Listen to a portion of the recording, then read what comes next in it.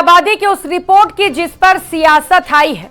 देश में आजादी के बाद से 1950 से 2015 के बीच हिंदुओं की आबादी में कमी आई, जबकि मुस्लिम आबादी 9.84% से बढ़कर 14.09% हो गई। ईसाई आबादी की हिस्सेदारी 2.24% से बढ़कर 2.36% हो गई है। Economic advisory council to prime minister यानी कि EAC और PM के इस रिपोर्ट में यह बड़ी जानकारी सामने आई है। रिपोर्ट के आते ही सियासी वार पलटवार भी शुरू हो गया है। देखिए रिपोर्ट।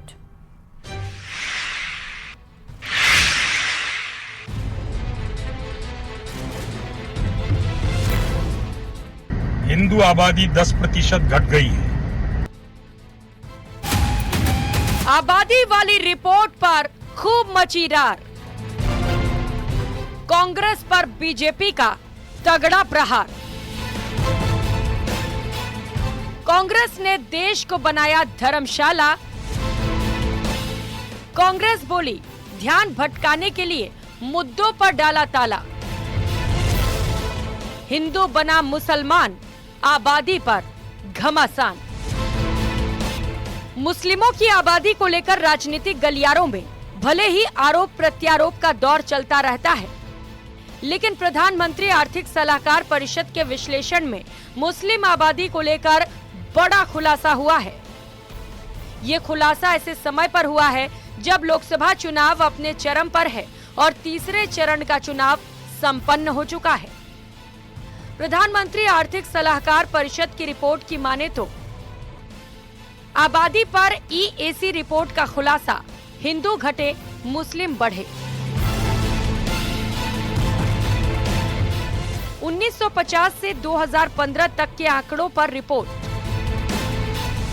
हिंदुओं की आबादी 7.82% घटी। हिंदुओं की आबादी 1950 में 84% थी। हिंदुओं की आबादी 2015 में 78% हुई।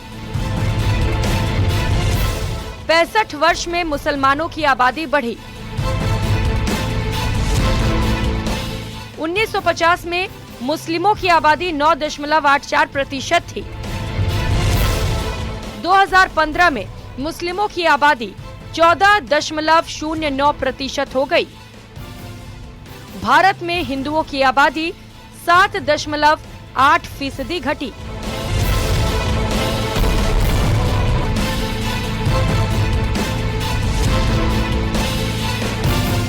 EAC की रिपोर्ट के आते ही सियासी बयानबाजी तेज हो गई। बीजेपी कांग्रेस पर हमलावर है। बीजेपी ने आंकड़ों पर चिंता जताई है।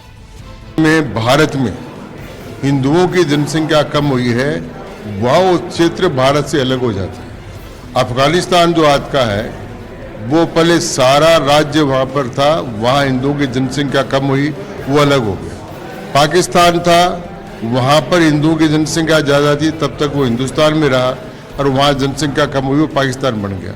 इसलिए भारत में जनसंख्या का संतुलन और जनसंख्या का नियंत्रण न केवल ये भौगोलिक बदलाव के लिए परंतु भारत के विकास के लिए भी अत्यंत आवश्यक है।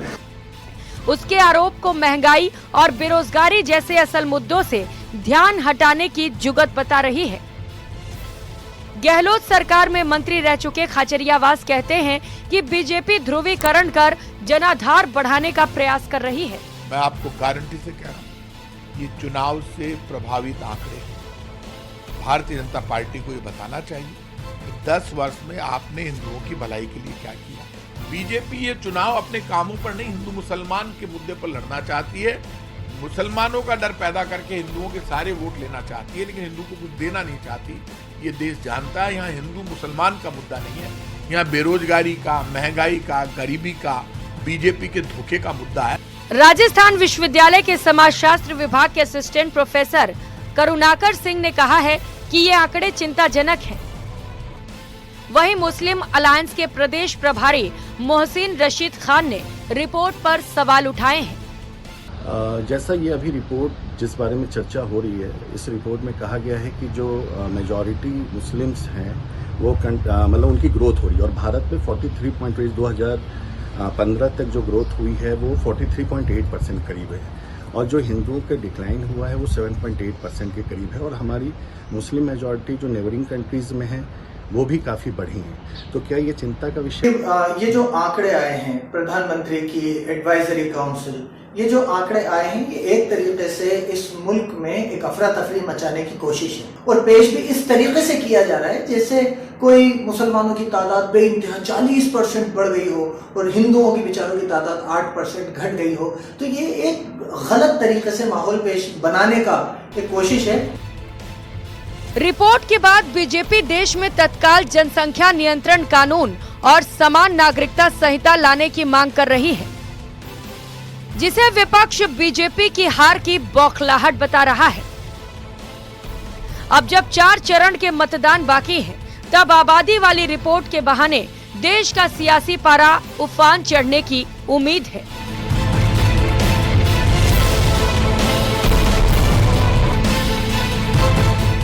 Bureau report, news 18 Rajasthan.